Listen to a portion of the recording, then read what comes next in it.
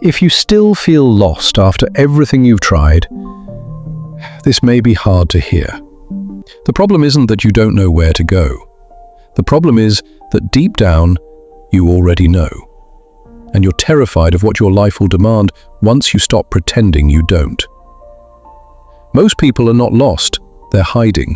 And by the end of this video, you'll know which one you are. You wake up tired. Not physically, internally. You move through your day carrying a quiet heaviness you can't explain. You laugh when expected, reply to messages, do the work, scroll, distract yourself, repeat. And yet, there's this feeling, a subtle ache, like your life is happening around you, but not through you. You watch other people moving forward, building, creating, becoming. And somewhere inside, a question keeps whispering, why does everyone else seem to know where they're going except me? So you try harder, more videos, more advice, more productivity systems, more plans, more promises to yourself. But every night, when the noise fades, the same emptiness returns. And here's the part nobody tells you. There is a specific kind of pain that comes from knowing you were built for more, while slowly realizing you've been living beneath yourself. If that pain feels familiar, keep listening, because what you're experiencing may not be confusion, it may be confrontation. And this is where most people misunderstand their own suffering. They think feeling lost means something is wrong. It doesn't. Sometimes, feeling lost is life exposing a lie you've outgrown. Here is the truth. You don't feel lost because you lack direction. You feel lost because you've spent years walking toward destinations that were never truly yours. Maybe the life you're chasing was built from other people's expectations, social comparison, fear of disappointing people, the pressure to look successful, the need to be approved.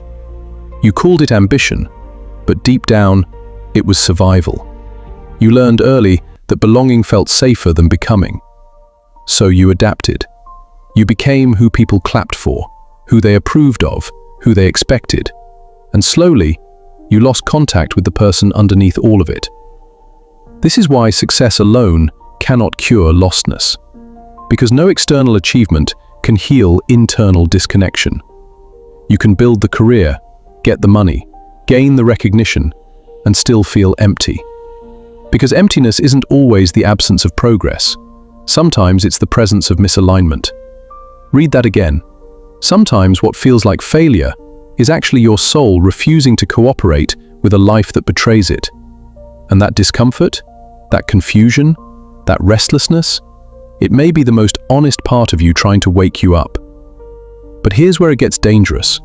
Most people silence that wake-up call. They distract it, numb it, rationalize it, and spend decades succeeding at a life they secretly resent. Don't let that become your story. Principle 1. Audit your inherited desires. Not every goal you have belongs to you. Some were handed to you, quietly, over years, by family, culture, fear, comparison, algorithms. Some people spend their entire lives climbing ladders, only to realize they were leaning against the wrong wall. The most dangerous trap is achieving what was never yours to pursue. Ask yourself, if no one could ever know I achieved this, would I still want it? If the answer is no, you may be chasing applause, not purpose. Principle 2. Stop running from silence.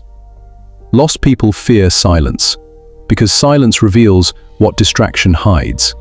The phone goes quiet, the world pauses, and suddenly, you hear yourself. Really hear yourself. And sometimes that's uncomfortable, because beneath the noise is truth. Reflective line.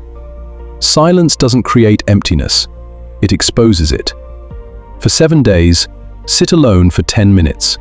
No music, no phone, no distraction, just honesty.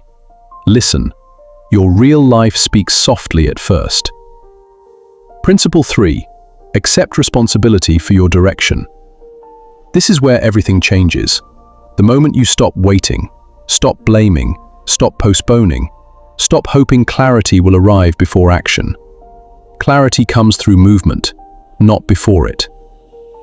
Reflective line. You don't find yourself by thinking harder. You find yourself by moving honestly. Take one action this week your future self would respect. Not tomorrow, this week.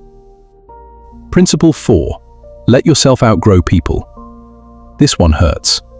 Sometimes feeling lost is what happens when your growth no longer fits your environment. Not everyone will understand who you're becoming.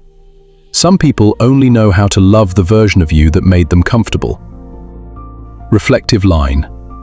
Growth becomes painful when your evolution threatens old agreements. You are allowed to become unfamiliar, even if it disappoints people. Principle 5. Build depth, not performance. The world rewards appearances, but real transformation happens in private. Quiet discipline, private honesty, invisible growth. Reflective line. A tree never apologizes for growing slowly. It is too busy becoming unshakable. Stop measuring your life by visible speed. Measure it by internal depth. If this video is confronting you, good. That discomfort isn't punishment. It's revelation. It means something inside you is waking up. The version of you that kept shrinking to fit expectations is exhausted. The version of you built on survival is breaking. And the version of you built for truth, it's waiting. Waiting for your honesty, waiting for your courage, waiting for your decision. You are not broken, you are shedding. You are not failing, you are awakening. And the life you keep searching for may be buried beneath the person you're afraid to outgrow. So stop waiting for certainty. Stop asking for permission. Stop pretending confusion is your problem. The real problem is hesitation. Take the step, even if your voice shakes, even if no one understands, even if the path is dark. Because sometimes, the only way to find yourself is to become brave enough to lose who you've been. Comment "awakening" if this spoke to where you are right now. Your first act of becoming is honesty.